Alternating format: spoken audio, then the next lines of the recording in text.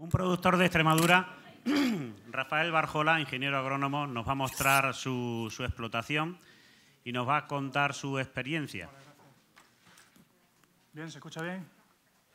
Bueno, yo soy Rafael Barjola, ingeniero agrónomo, una empresa familiar dedicada mayormente al cultivo, al mundo de los agroquímicos, y dentro de las acciones que hacemos tenemos también una explotación familiar. En nuestra explotación tenemos 5 hectáreas de higuera y venimos a presentar más o menos lo que hacemos. No es que sea lo mejor, tampoco lo peor, pero bueno, es como nosotros lo hacemos y transmitiros cómo lo hacemos. Bueno, el guión más o menos que vamos a seguir, primero una descripción de la explotación, sistema de riego, abonado, poda, cosecha, control de plagas y enfermedades y los costes del cultivo, ¿vale? Descripción de la explotación. Contamos con certificación Global Gap, trabajamos con la variedad calabacita, variedad de porte siemeristo, vigorosidad media, bífera. No produce muchas brevas, pero sí es verdad que la producción de higo es media alta y son de maduración temprana. Hacer un inciso en el principal problema que tenemos con esta variedad en la zona, que es con el tema de la vigorosidad. Estuvimos hablando antes. El problema que tiene calabacita es que una vez que demos ejemplares muy frondosos, con mucha vigorosidad, el ostiolo se abre y el higo se vuelve inservible. Es el principal problema que tenemos en nuestra zona. Luego lo veremos más adelante, aunque no tenga ninguna foto ni nada. Bueno, lo tenemos en riego por goteo, un marco de plantación de 5×5 en 3 bolillos. ¿Por qué en 3 bolillos? Cuando tenemos en marco real, la distancia entre las plantas es siempre 5 metros. Cuando nosotros pasamos un 3 bolillos, ganamos ahí cada raíz tiene más superficie y se solean más las plantas, etc. Tienen 11 años, 5,7 hectáreas, infertilización y es un tipo de suelo arcilloso. Allí en Guareña tenemos la ventaja de que hay también suelos con bastante arena, también hay explotaciones, pero en riego así en nivel intensivo, por ahora, porque se están poniendo muchas ahora mismo, es la nuestra, en 5,5. El suelo arcilloso. Esta es una foto de la explotación, como está actualmente. Está recién podada y pueden ver los restos de poda pendientes de retirar y es una foto de la explotación. No tengo ninguna foto en vegetación porque tampoco sabía que la tenía que poner. Bueno, el sistema de riego por goteo. Nos surge la pregunta de cuál es la cantidad máxima de agua que tenemos que aportar. Entonces, normalmente ya tenemos suelo bueno, tenemos agua a discreción, bueno, no en nuestro caso, pero vamos a ver cuánto es capaz de producir esto, ¿no? Entonces, factores a tener en cuenta. El tipo de suelo, la variedad y las precipitaciones que hayamos tenido en la primavera, ¿no? Un ejemplo de nuestra explotación, nosotros regamos 6 horas diarias, son 48 litros por árbol, y entonces surge la pregunta de ¿y si los regamos más? Bueno, hay algunos ejemplares, como por ejemplo este, que como es un final de riego y eso, tiene más disponibilidad de agua. Son ejemplares más grandes, bueno, ahí tenéis la diferencia del tronco y eso, pero siempre pierde la producción. Pierde hasta la mitad de la producción. Entonces creo que más o menos el nivel de vigorosidad estamos rozando el máximo que nos permite la variedad. Tiene incidencia en cosecha, claro está, porque como nosotros cogemos el higo, recolectamos el higo fresco del suelo, no podemos tener el suelo con una mancha del riego, ¿no? Entonces es preferible que el gotero esté siempre fuera de la zona de la sombra del árbol. Ahora pongo un gráfico donde lo tengo explicado y con las características que nos dice esto. Si hacemos un corte en el terreno, pues este es más o menos el sistema que nosotros estamos usando actualmente para regar la explotación. Una manguera enterrada de 20 milímetros, de la cual parten 2 microtubos. Al final del microtubo, digamos aquí y aquí, hay un gotero de 4 litros. Entonces, ¿qué hacemos? En los primeros años rodeamos con el microtubo la higuera y ponemos el gotero cerca de la raíz. Vamos alejando hasta que actualmente ya el porte que tienen es el máximo que pueden coger dado el marco, no lo variamos más. Algunas veces hay que dar... Nosotros no tenemos problemas de coniza, pero donde haya problemas de coniza habrá que dar alguna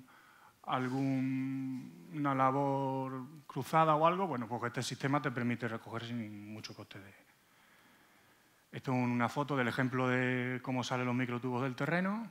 No hemos tenido, cuando lo pusimos teníamos un poco de miedo con el tema de que iba a haber atasques y eso, pero vamos, no hay ningún problema, no hemos tenido ninguna incidencia. Vamos, son 11 años y habrá habido alguna No, solamente hemos tenido un caso. No, nada. Ningún problema de ese tipo. Ten en cuenta que el 80% de las raíces están entre los 20 y 40 centímetros, que es donde más o menos, pero no hay ningún problema. Hemos tenido un problema, pero un caso que decidimos tirarle la goma por arriba y ya está. Pero solamente uno y son 5 hectáreas, 400 plantas por hectárea. Sistemas de riego. Bueno, las posturas de riego vienen influenciadas. Más o menos la pregunta es la siguiente: ¿cuándo y cuánto regamos, no? Siempre los clientes que van allí al almacén nos preguntan, oye, que yo lo riego esto un día en semana y, bueno, pues eso no es recomendable tampoco. Hay que tener en cuenta el tipo de suelo, ¿no? La arena, la profundidad de las raíces, la dotación de agua que vamos a meter y las características de instalación. Si mi instalación no me permite regar los 3 sectores en un día, pues lo hago en 3 veces. O sea que eso ya cada instalación es un mundo, cada parcela es un mundo. Dependiendo del tipo de suelo, pues todos sabemos que los bulbos tienen una forma diferente. En suelo arcilloso, suelo franco o arenoso, no nos interesaría mucho hacer riegos cortos y frecuentes en un tipo de suelo arcilloso, puesto que las raíces las tenemos aquí. Entonces, dotaciones mínimas, pues no sé, cada uno lo va viendo según su tipo de suelo. Pero normalmente que el agua siempre esté, nosotros regamos 6 horas diarias, pero se podían hacer 2 posturas distintas de 3 horas más 3, ¿no? En el día. Hacemos 6 horas diarias por sector y postura y tenemos una problemática allí en la zona que es el tema de las defoliaciones estivales. Siempre que vienen los primeros picos de temperatura, las higueras pierden un 20, un 30, incluso más por ciento de la hoja. Es una respuesta, creo yo, a situaciones de estrés que se aminora bastante en plantaciones de riego y que se aminora bastante en plantaciones que hay con tierra arcillosa, es decir, cuando hay más agua, ¿vale?, disponible. Dentro del abonado distinguimos dos tipos, lo que es el abonado de formación y el abonado de mantenimiento de producción. Siempre hay que partir de una analítica de suelo, ¿no? Tenemos que conocer primero lo que tiene el medio antes de proporcionarle nada. Nosotros siempre recomendamos en este tipo, partiendo del análisis, normalmente formulaciones del tipo triple 18 con microelementos, unos 100 gramos planta y año. Y nada, reseñar que el fósforo siempre es importante en las nuevas plantaciones, ¿no? Hay mucha gente que se basa, venga, nitrógeno, que yo lo que quiero es brote, y no es importante un sistema radicular, son árboles con mucho porte y el tema de los aires luego pueden pasarnos factura. El abonado de producción, nosotros hacemos un 6-2-10 con materia orgánica, 1.200 kilos por hectárea aproximadamente, y lo hacemos conforme empieza la campaña del riego. Estas son las aportaciones que hemos hecho, por ejemplo, este año. 24 de mayo, 15 días, un mes, depende de lo que vayamos regando. Unidades totales que proporcionamos: 76 de nitrógeno, 25 de fósforo y 126 de potasa. Pasamos al tema de la poda, diferenciamos tipos de poda, esto ya lo han comentado los compañeros antes, de formación, formamos la cruz a la altura deseada. Normalmente cuando causamos menos estrés a la planta, conforme llega a 1 metro, pues pinzamos y ahí ya cortamos las ausinas y enseguida el árbol empieza a ramificar. Limpiamos las ramas que son indeseables y formamos los años posteriores el vaso, 4 o 5 ramas principales. Hay que tener siempre en cuenta el objetivo de cosecha. Nosotros recolectamos higos secos. La gente que tenga que hacerlo en fresco, pues que no quede una cruz de 1 metro, ¿no? Y luego lo de mantenimiento. Es una poda que es muy poco severa, todos los años se quita un poquito, sin causar grandes estrés a la planta. Esto no es un olivo, no es becero, no vamos a eliminar, estamos eliminando parte de la cosecha, pero el tema de que podemos no tampoco va a influir mucho en la producción. El marco de plantación también es importante, ¿no? Hay clientes allí que tienen un 10x10, pues entonces lo que quieren es que la planta ocupe el mayor terreno posible. De hecho, hay aquí una foto que yo hice hace 7 años y esta la hice antes de ayer. Y el porte más o menos el mismo. Si nos fijamos en el tamaño del tronco, lo que varía, ¿no? Bueno, aquí tenemos entonces tutor, pero ya no lo tenemos. O sea que más o menos quitar un poco lo que estorba y ya está, ¿vale? Tener en cuenta que tenemos que entrar con maquinaria, hay que entrar con remolque para sacar la fruta y tal, ¿vale? Una práctica que estamos probando este año, lo hemos probado en un sector, es el tema del despalotado. ¿Qué hacemos? Como teníamos ya pérdida de calibre, hemos optado por eliminar los pequeños brotes con el objetivo de aumentar el tamaño. Esto se realiza por personal especializado. En este caso han venido unos podadores de Almorín, pero tiene un alto coste por hectárea. Lo recomendable es hacerlo cada 4 o 5 años, 3, 4 años, 5.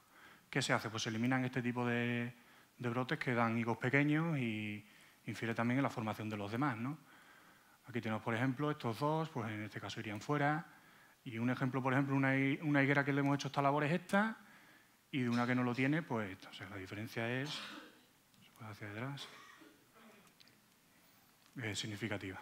Todas las arcillas estas que había aquí las hemos eliminado. Cosecha.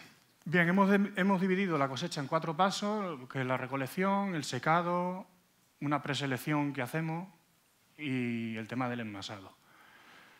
La cosecha se realiza durante agosto-septiembre, es manual, alto coste por hectárea, no utilizamos ni espinetes, ni sopladoras, ni rastrillos, ni ninguna cosa de esa. Se coge del suelo, evidentemente, y empieza la recolección en las labores previas. Lo primero que tenemos que hacer es acondicionar el terreno, más nosotros que sí hacemos labor. Hacemos un poco de tierra con el cultivador y luego compactamos con un rulo. Siempre que tenemos cuidado que el gotero no esté en donde vaya a caer el fruto, porque si no, hacemos varios pases y aquí es donde está la ventaja que tenemos porque contamos con instalación para poderlo secar. Lo que se hace normalmente en la zona es pasar una vez, hacer varios pases, pero cada vez que pasa, pues coge el que está maduro. Nosotros recogemos tanto el que lleva una semana como el que lleva una hora, todos. Así nos ahorramos más mano de obra tener que entrar más veces. Lo que suele limitar la cosecha son las lluvias. En cuanto empiezan las lluvias, el higo se deprecia y tiene que terminar de coger. Y estamos en unas producciones medias de unas 6-7 toneladas al año. Este año hemos estado muy cerquita de las 7. ¿Cómo hacemos la cosecha? Pues tendemos los higos al sol para homogeneizar y bajar el nivel de humedad. Se tiene una superficie de hormigón al aire libre. Normalmente los tenemos 24 horas. Si acabamos de recolectar sobre la 1:30, pues esos higos se tienden, están esa tarde y a la mañana siguiente se seleccionan y se envasan. Normalmente sí tenemos una partida de las que hayamos cogido el día anterior, que hay algunos verdes, todavía no están, pues se deja un día más y tampoco pasa nada, ¿no? Pasado el proceso de secado, antes de amontonarlo, lo que hacemos es que un par de operarios, pero nada, una hora, hora y pico, quitan las brevas, que tengamos restos de brevas, quitamos alguna piedra, higos que estén comidos por los pájaros, etc. Se amontonan los higos y luego se envasan. El envasado se mete en palos y se lleva a la industria. En cuestión de plagas, bueno, aquí el compañero comentó antes bastante, pero yo creo que allí la única que tiene influencia es la cochinilla. Aprovechar el foro para ponerle el relieve que no tenemos materia activa, que es imposible controlarla porque el único que hay autorizado es el FOSME y el control es muy limitado. Y es un tratamiento muy técnico que los que estamos todo el día encima, sí, pero llegan clientes 15 días antes de la recolección, oye, mira, que es que aquí ya no se puede hacer nada, y eso no lo saben. Son muy importantes los tratamientos en invierno, porque llegamos también a partes de la planta. La hoja de la higuera, tener en cuenta que es grande y no se llega bien a partes de la planta donde no se llega con vegetación, ¿no? Hay que mojar bien todas las partes del árbol. Son importantes los tratamientos post cosecha, que siempre se olvidan, la segunda generación, y puede causar incluso hasta un 80% de pérdida, ¿eh? Decae el árbol, la sustancia que excreta luego cría la negrilla, como sabéis, y el fruto pues se vuelve inservible, o sea que no se puede entregar. Momento de control. Bueno, el ciclo, ahora mismo están los adultos, que luego de los adultos saldrán las larvas y se empezarán a posicionar nuevamente en los nervios de la hoja. Es en este momento cuando hay que hacer el tratamiento con FOSME. Es el único momento que hay para controlarla. Luego, en cuanto críen, aquí veo algunos individuos ya un poquito más grandes que este con la formación del caparazón, es imposible. O sea, no son sensibles al tratamiento. Normalmente este tratamiento coincide siempre con la aparición de las brevas, ¿vale? Este sería el momento óptimo cuando son sensibles, aquí, que es cuando se están posicionando. Pero luego ya cuando no podemos hacer nada es con este nivel de infestación, ¿vale? Esto es una segunda generación, se posiciona aquí y luego ya toda la hoja se cubre. Esa es primera generación, perdón. Bueno, aquí vemos las larvas cómo se van posicionando, ¿vale? Y normalmente, pues, como conocemos que hay dos sexos, etc.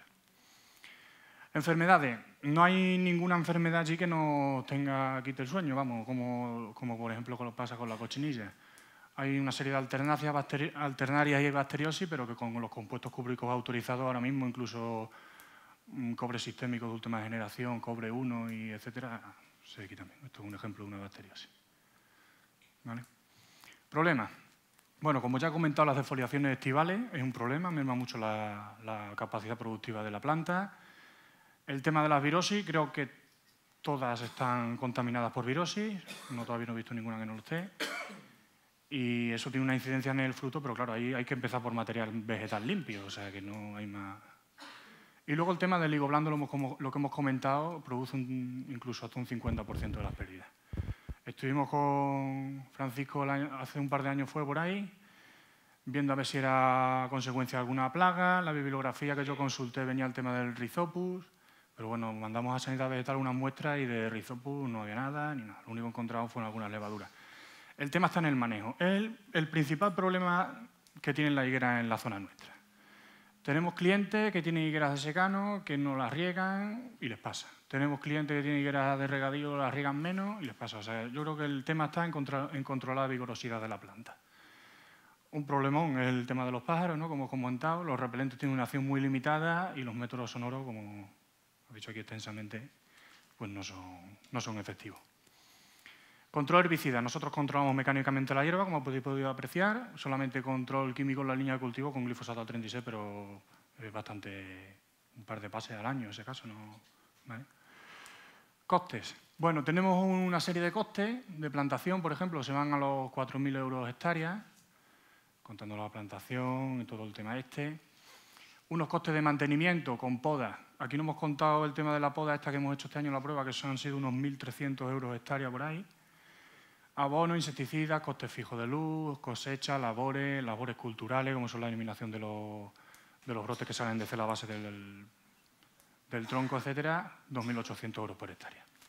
Más o menos nosotros nos movemos por ahí. Seguro que se puede hacer por menos. Bueno, y conclusiones. Es un cultivo interesante, pero tiene un difícil manejo en la zona por el tema de la vigorosidad en la variedad calabacita. Lo mismo pues damos con otra que no tenga el problema. La cosecha es una partida que tiene un alto coste y si nos tenemos que amoldar, como has comentado, a las normativas, pues más todavía.